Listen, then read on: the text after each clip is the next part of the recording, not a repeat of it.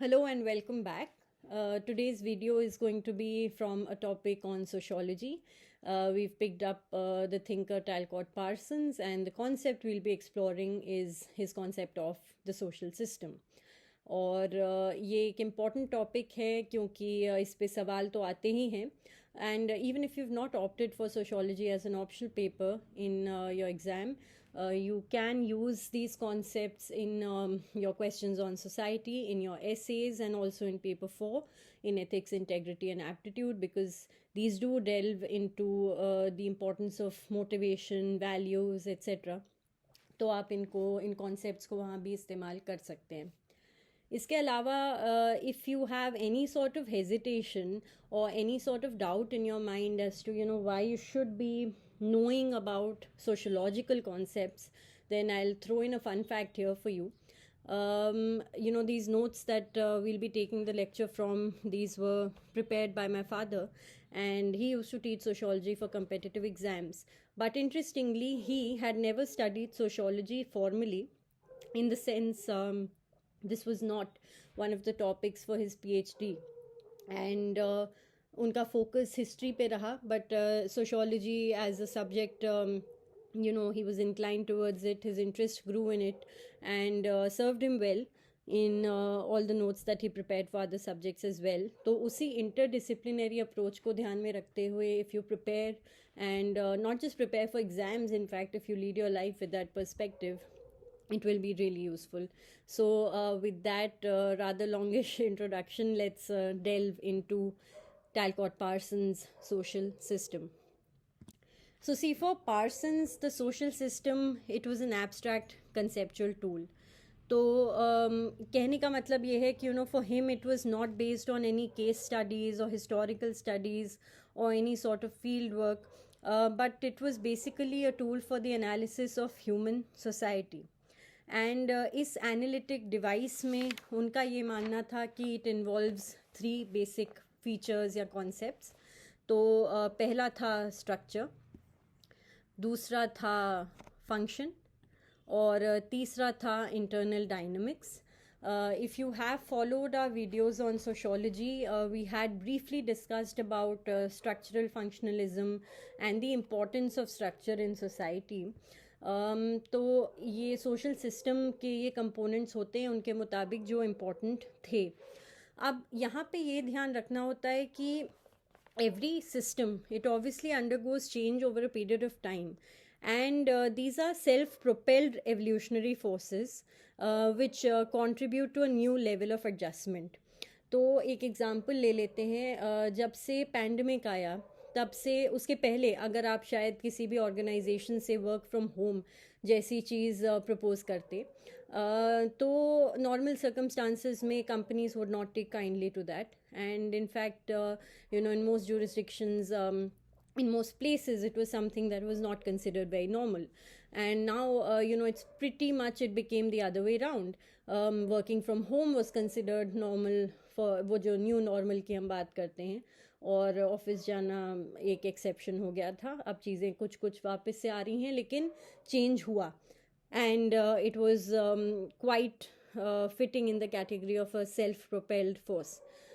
The next thing that you need to know is that Parsons का नाम functionalism से synonymous है, और बेसिक उनके मुताबिक जो है सोशल सिस्टम का, वो होता है डायड, यानी कि स्मॉलेस्ट यूनिट, और डायड होता है 2 persons who are in a situation of interaction.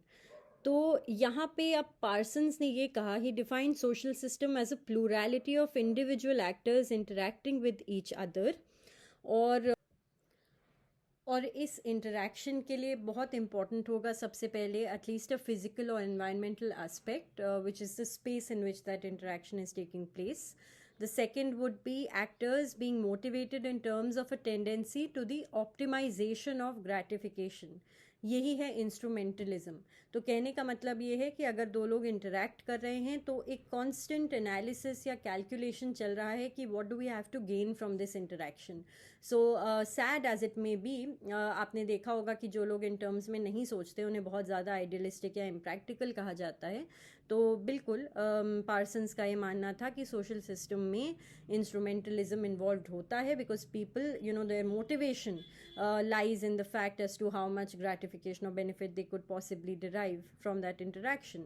The third thing is actors whose relation to their situations, including each other, is defined and mediated in terms of a culturally structured behavior and shared symbols. तो यहाँ पे मतलब ये है shared symbols और culturally structured behaviour का कि एक एग्जांपल ले लेते हैं जैसे टीचर स्टूडेंट रिलेशनशिप या डॉक्टर पेशेंट रिलेशनशिप. तो कुछ दायरे हैं इन रिलेशनशिप्स के कि this is how you suppose to act and this is what a particular act will signify and what is right and what is wrong. तो इन सब दायरों में रहकर ये सोशल सिस्टम रेगुलेट होगा. अब यहाँ पे अगर हम थोड़ा सा कंपैरिजन करने चलें तो we'll be comparing Parsons with Hobbes, and we'll see that also bringing Durkheim in, we'll find that like Durkheim, Parsons begins with the question of how social order is possible, and उनके मुताबिक social life characterise होती है mutual advantage से यानी कि आपसी मुनाफे से, और दूसरा peaceful cooperation rather than mutual hostility and destruction.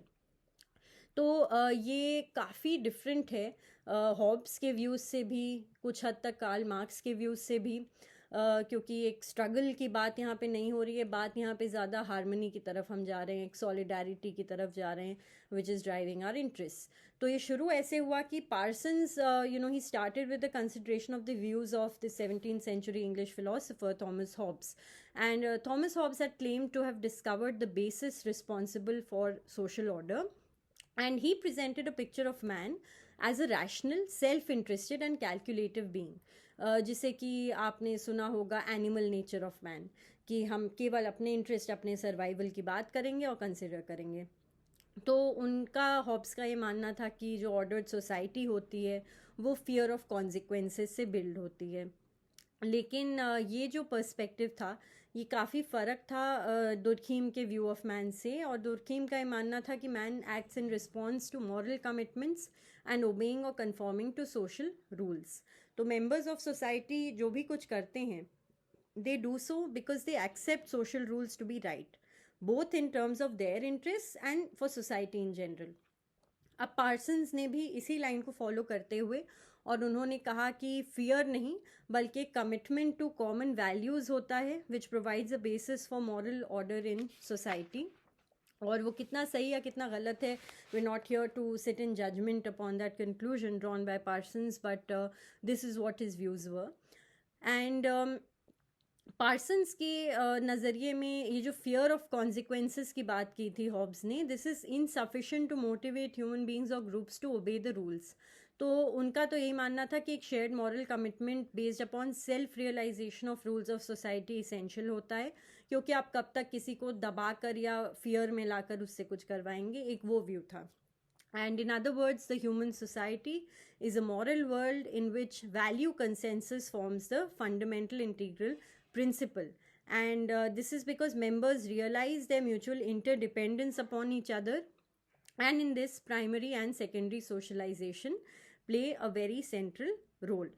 तो अब यहाँ पे बात ये आती है, देखिए एक तरह से अगर आप ये कह रहे हैं कि people are behaving this way because they realise that I depend on you and you depend on me, so let's not violate each other's space and rights and let us just cooperate with each other.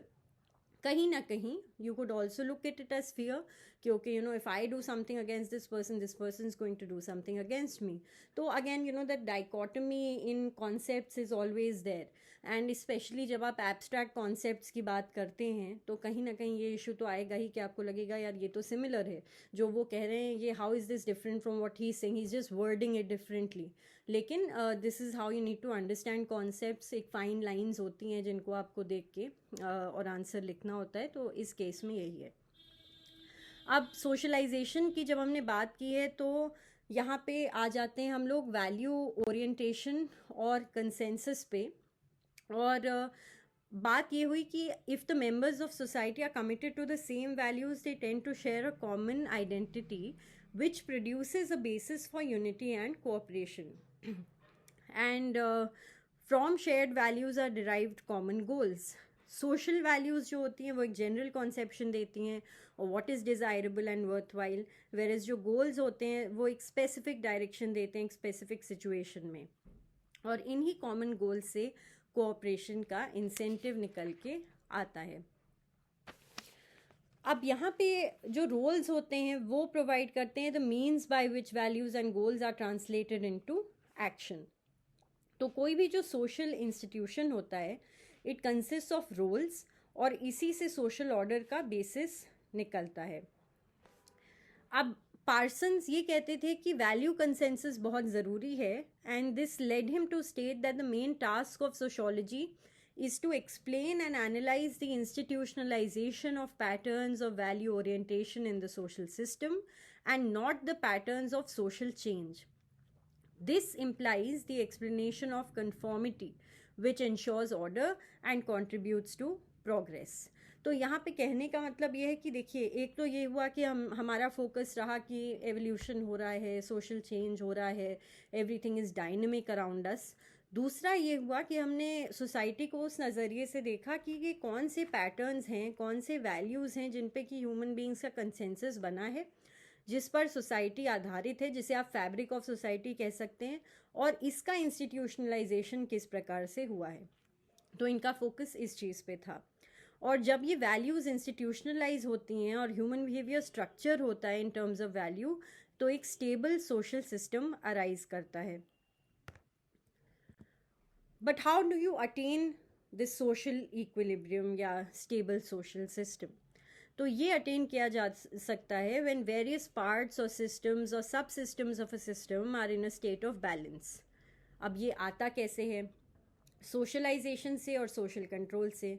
लेकिन यहाँ पर आपको एक बहुत interesting चीज़ बताते हैं। Noam Chomsky, अगर आपने इनका नाम पहले नहीं सुना है, I would highly recommend that you find out in any search engine about Noam Chomsky and his views, and you will be quite surprised in terms of how much there is to analyze about people and human behavior and society in general in this world, and how things that we think we may be doing out of our own rationale may not actually be so. How perhaps humans are constantly being manipulated, not just by people around them, but also by the systems around them. तो manufacturing consent का ये जो concept Chomsky ने दिया था, इन्होंने ये बताया था कि कैसे powerful capitalist media very subtly damages and changes the perception of common people in favor of maintaining the inequitable capitalist system. तो आप इसके बारे में भी पढ़ सकते हैं, और यहाँ पे ये इम्पॉर्टेंट हो जाता है जब हम वैल्यू कंसेंसस की बात करते हैं कि आखिर वो कंसेंसस बना कैसे, कौन है उसके पीछे, ये भी ज़रूरी है सोचना, रादर देन जस्ट थिंकिंग कि अच्छा ठीक है ये वैल्यू कंसेंसस है, let's all stick to it. So coming back to socialisation and social control. तो सबसे पहले सोशलाइजेशन जो होता है वो दो तरह का हो सकता है। एक होता है आपका प्राइमरी सोशलाइजेशन और दूसरा होता है सेकेंडरी सोशलाइजेशन। तो इस सोशलाइजेशन के मीन्स से वैल्यूज़ ऑफ सोसाइटी ट्रांसमिट होती हैं एक जनरेशन से दूसरी जनरेशन तक, and the institutionalise goals are internalise by the actors to form an integral part of the individual personalities. इन्हीं से ये अपने इंटरेस्ट परस्यू करते हैं, and the actors are serving the interest of the social system as a whole. Why? Because Parsons here is assuming that actors are usually passive recipients in the socialization process, much like a sponge. तो अगर आपने किसी बच्चे को कुछ सिखाया तो वो उसको एज इट इज़ सीख जाएगा, कुछ सवाल नहीं पूछेगा, ये नहीं पूछेगा कि ये सही है गलत है क्या है, तो एक पैसिव रेसिपिएंट की तरह। तो children learn not only how to act but also learn the norms, values, morality of the society, and generally जैसे आप देखेंगे ऑक्यूपेशन हो गया, प्रोफेशन हो गया, रिचुअल्स ऑफ वर्शिप हो गया, तो ये सारी चीज़ें, या जब हम ही लोग बड़े हो रहे थे, a lot of things that were told or which you heard around you. When I talk of primary socialization, I'm essentially talking about what people spoke about in your home, in your immediate vicinity, and that is possibly what वो कहते हैं कि मन में घर कर जाती है वो बात। तो क्या वो चीज़ें थीं जो आपको प्राइमरी सोशलाइजेशन में मिली? और सोशलाइजेशन इसीलिए कंसेप्चुलाइज होता है कंजर्वेटिव प्रोसेस की तरह, जिसमें नीड डिस्पोजिशन बच्चों को बांधता है in the family and the larger social system as they are the means by which need dispositions are satisfied. तो इस तरह की सिचुएशन में जाहिर सी बात है देयर इज़ लिटिल और नो रूम फॉर क्वेश्चनिंग और क्रिएटिविटी, और जो बेसिक ग्रेटिफिकेशन की नीड होती है वो बच्चों को इस सिस्टम से एज इट एग्जिस्ट बाइंड कर देती है. इसीलिए पार्सन्स को सोशलाइजेशन एक लाइफ लॉन्ग प्रोसेस लगती है, क्योंकि the norms and values that are inculcated in childhood, they tend to be general, but they do not prepare the children for specific situations that they will encounter in adulthood as long as they live. और ये need fulfil होती है secondary socialisation से या life long learning process से. तो जैसे ही बच्चा स्कूल गया या कल को कॉलेज गया, हॉस्टल में रहने लगा या फिर कहीं दूसरे शहर या देश काम करने गया, तो क्या चीज़ें उसे फेस करनी पड़ती हैं, कैसे वो उनसे एडजस्ट करता है, वो सारी चीज़ें भी सोशलाइजेशन का हिस्सा हैं. अब आते हैं दूसरे बिट पे, विच इज़ सोशल कंट्रोल. तो ये जो सेकंड मेथड है, this discourages acts of deviance या what the society considers to be unlawful activities. और लेकिन पार्सन्स के लिए जो सोशल कंट्रोल है ये स्ट्रिक्टली एक सेकेंड लाइन ऑफ डिफेंस था. और इसका again reason to some extent यही हो सकता है कि पार्सन्स, आपने पहले भी देखा, he did not believe in the animal nature of man. तो उनका तो यही मानना था कि yes, you know, people will develop a value consensus, they will adhere to it, and hopefully you know society will continue to be stable basis this. तो इसलिए शायद सोशल कंट्रोल की ज़रूरत बहुत कम केसेस में पड़े. For another thing, a social system should also be able to tolerate some deviance as long as the social system is not destabilized. Reason यही है कि आप बहुत ज़्यादा अगर रिजिड और ब्रिटल रखेंगे सिस्टम को, टूटने के चांसेस उसके बहुत हैं, जिसमें बिल्कुल भी स्पेस ही ना हो डेविएशन के लिए. तो यहाँ पे हम उस तरह की डेविएशन की बात करें जिससे सोसाइटी का फैब्रिक डैमेज नहीं हो रहा है. तो जिससे आप कह सकते हैं you know, something that is not going to harm anyone. और यहाँ पे in fact if you want you could refer to the economic concept of Pareto efficiency as well. तो social system जो होता है, it should provide a wide range of roles, opportunities and resources जो अलग अलग personalities को अपने आप को express करने के लिए allow करें without threatening the dynamic equilibrium of the social system. इसी के साथ now we come on to role expectation. तो प्राइमरी एलिमेंट किसी सोशल सिस्टम में रोल एक्सपेक्टेशन होता है, which implies reciprocity between the individual actor and other persons और members of any social institution. अब इस तरह के जो रोल एक्सपेक्टेशंस होते हैं उसमें मोटिवेशनल और वैल्यू ओरिएंटेशन होते हैं जो हमारे रिस्पॉन्सेस को गवर्न करते हैं. Motivational orientation जो होता है, it refers to a situation in which the action takes place by taking into account the needs, motives and the plans of individual actors. तो इस वाले motivational orientation में it supplies the energy that is an urge to do or to get something, और ये कई तरह के होते हैं. Cognitive orientation, cathectic orientation और evaluative orientation. मोटिवेशनल ओरिएंटेशन को आप इन टर्म्स में समझिए कि यहाँ पे आप एक इंडिविजुअल की नीड्स और साइकोलॉजी और कंडीशनिंग पर फोकस करेंगे. तो कॉग्निटिव ओरिएंटेशन हो गया in terms of the definition, it refers to the sense that actors seek to understand their environment और goal in relation to their need. दूसरा हो गया कथेक्टिक ओरिएंटेशन, जिसका डेफिनेशन हो जाएगा, इट इन्वॉल्व्स सेंटिमेंटल और emotional attitude of actors towards their object.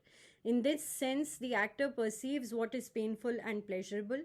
और तीसरा हो गया evaluative orientation, which is an interpretation of alternatives and selection of appropriate means for fulfilling the need. Simple terms में अगर हम एक एग्जाम्पल के थ्रू इन तीनों को समझें तो आपको फ़र्क समझ में आ जाएगा. कॉग्निटिव ओरिएंटेशन में हमने कहा था कि actors are understanding their goal in relation to need. तो अब जैसे मान लीजिए कि हमें फ़ोन ख़रीदना है और हम मार्केट गए, तो फ़ोन में हमने फ़ोन की क्वालिटी देखी और हमने कहा कि ठीक है, हमें सेल फ़ोन लेना क्यों है, नया सेल फ़ोन मान लीजिए मुझे वॉइस कॉल्स के लिए स्पेशली चाहिए. तो I'll adjudge the quality of the phone accordingly. Yeah, let's say if I need a new phone to make content on social media, so I will adjudge its quality basis that, and the price of course. Cathectic orientation में हमने emotional link की बात की या sentimental attitude of actors towards their object. तो 1000 phone होंगे market में, लेकिन let's assume that person A who is going to buy the phone is more emotionally attached और really wants to have an iPhone, and so ditches all other phones in comparison to that, because they just find it more satisfying. The third one is evaluative orientation, जहाँ पे हम बात कर रहे हैं selection of alternatives की which are appropriate for fulfilling the need. तो evaluative orientation में अब जैसे एक तरफ हमारे पास iPhone हुआ, एक तरफ एंड्रॉयड फ़ोन्स हुए, और फिर हमने देखा कि हमने एक स्वॉट एनालिसिस, कॉस्ट बेनिफिट एनालिसिस की और दोनों में से एक को चुन लिया. तो उस तरह से we went about our jobs. But remember, in all this the motivational orientation, we are being guided by our own beliefs and psychology. Value orientation में थोड़ा इंटरेस्टिंग हो जाता है because it refers to the observance of social norms. And as we have spoken before, ये जो norms होते हैं they are internalise by primary and secondary socialisation. Norms को प्रतिमान भी कहते हैं. और इसीलिए वैल्यू ओरिएंटेशन में केवल पर्सनल साइकोलॉजी की बात नहीं हो रही, लेकिन कल्चरल स्टैंडर्ड्स की भी बात हो रही है. आपके अराउंड जो कल्चरल सिस्टम है उसकी भी बात हो रही है. तो अगर आप किसी पेट्रियार्कल सोसाइटी में हैं या फैमिली में हैं, ऑन द अदर हैंड अगर आप एक मेट्रियार्कल सोसाइटी या सिस्टम में हैं, all these things will really make a difference to how you behave and how you adjudge your own role and that of others. इसमें भी 3 तरह के हैं. कॉग्निटिव है, अप्रिशिएटिव है और मॉरल है. तो कॉग्निटिव जो होगा, it will relate to the issue of validity of judgement. यहाँ पे the cultural standard will be used by actors to decide which social phenomena are useful and important. दूसरा है अप्रिशिएटिव ओरिएंटेशन. यहाँ पे it will make it possible for actors to judge their emotional response of the other, and actors will decide the amount of emotions to be attached to any social phenomena. एक aesthetic sense में evaluation हो रहा है. तीसरा है moral orientation. This involves acceptance of the moral code of society and helps in synthesizing cognitive and appreciative orientations. And basically talks about the degree to which social phenomena are likely to satisfy or deprive them of need dispositions. तो इन्हीं दोनों को मिलाकर, यानी कि जो motivational और value orientations हैं, रोल एक्सपेक्टेशंस गवर्न होती हैं और आगे बढ़ती हैं. तो आपने देखा कि किस तरह जो मॉरल ओरिएंटेशन होता है, it is related to an honest commitment of an actor towards others. और last but not the least, Parsons ने 3 टाइप्स ऑफ एक्शंस को आइडेंटिफाई किया जो सोशल सिस्टम को चलाते हैं. ये इसलिए होता है because the system is activated through action. सबसे पहला है इंस्ट्रूमेंटल एक्शन. तो instrumental action is oriented towards achievement of the goal which is an anticipated future state of affairs and the actor wants to achieve something for himself. दूसरा है expressive action. यहाँ पे the primary orientation is directed outwards और the flow of gratification, the action itself becomes a goal. इन दोनों के बीच अगर आपको डिफरेंस करना हो, I will give an example. तो इंस्ट्रूमेंटल में क्या हो रहा है, इन्होंने कहा कि आप कुछ ऐसा कर रहे हैं that you want to achieve something for yourself through it. So let us say that I do riyaz of a classical dance, and I do it with the perspective that I want to become a famous dancer, and I put my work out there for everyone to see, and that is my goal. So that is why I'm dancing, to achieve that goal of becoming a famous dancer. Instrumental here. Expressive. I am dancing because I want to dance, because I find that it is giving me some flow of gratification, and the action itself is the goal in that case.